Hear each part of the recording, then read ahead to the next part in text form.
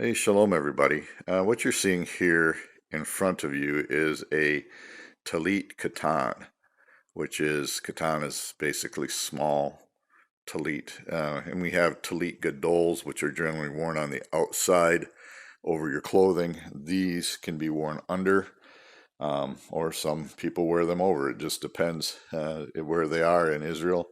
Sorry if this is a little shaky. I'm holding the camera. But it is time for me to make a new tallit and tie my tzitzit. This tzitzit is one of the early ones I first tied years ago. And so the tzitzit are tied after a fashion, and each coil has a representation of, let's see if I can get it to focus here, a letter of a Hebrew letter, which has a numerical value. So generally different sects of Judaism tie them different. Now I'm not into Judaism. I am Messianic, which there is a difference. And we do not follow the takanot of the rabbis, which are the added on teachings which Yeshua specifically talked about. And we also believe in Yeshua, which generally Orthodox do not. There are a few that do, but they are still kind of considered Meshugana or crazy amongst the Jewish people. Anyhow, it is time for me to do a new tallit. I picked this up in Israel this spring, and why would we consider doing tying tzitzit? Well, here's the thing. We as Christians are supposedly grafted in, correct?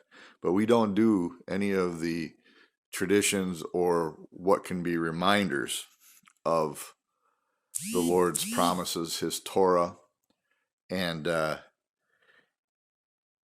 we are, as a people, as Israel, as a people was commanded by the Lord, he was given a mitzvah to make tzitzit on the corners of their garments.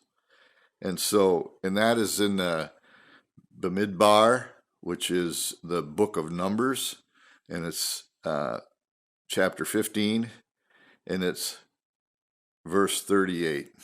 And this, it actually starts at 37, and it says, Adonai said to Moshe, which is Moses, speak to the people of Israel, instructing them to make throughout all their generations, throughout all of their generations, tzitziot on the corners of their garments, and to put a tzitzit on each corner, a blue thread. It is to be a tzitzit for you to look at, and thereby remember all of Adonai's mitzvot and obey them, so that you won't go around wherever your own heart and eyes lead you to prostitute yourselves, but you will remember and obey all my mitzvot and be for your God, be holy for your God.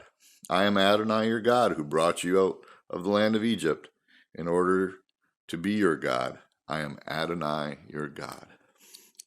So it's in Numbers where the commandment or mitzvot is given to wear tzitzit. Generally, Christians don't wear tzitzit. People that believe in Messiah Yeshua, in Messianic faith, there are some that wear tzitzit. I myself wanted a reminder. For me, it's good to live by the Lord's rules and instructions. He gives us His guidelines and He gives us His ways. And it's basically, we can do our own thing or we can do His thing.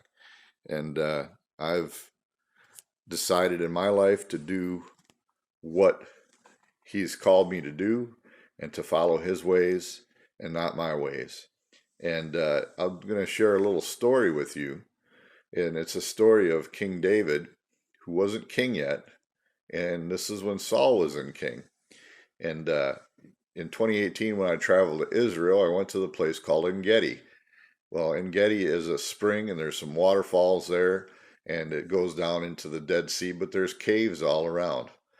And Saul went into the cave to relieve himself, and David was also in the cave. And David went up behind Saul, and he cut off the corner of his garment. Well, on the corner of Saul's garment would have been a tzitzit, right? And this is a reminder of all the Lord's commands, which is life. It's your life in the Lord. And when he cut off the corner, he would have cut off a tzitzit. Symbolically, he would have cut him off from the Lord. So David never laid a hand against Saul physically, but in symbolism and spiritually, he did. And so I'm going to tie these tzitzit here probably today and get this ready to be used, to be worn. And I hope you have a great day and a blessed day. Just wanted to take a bit of time to explain this, explain what it is. I know people see me wearing it and there are questions. So, shalom, everybody.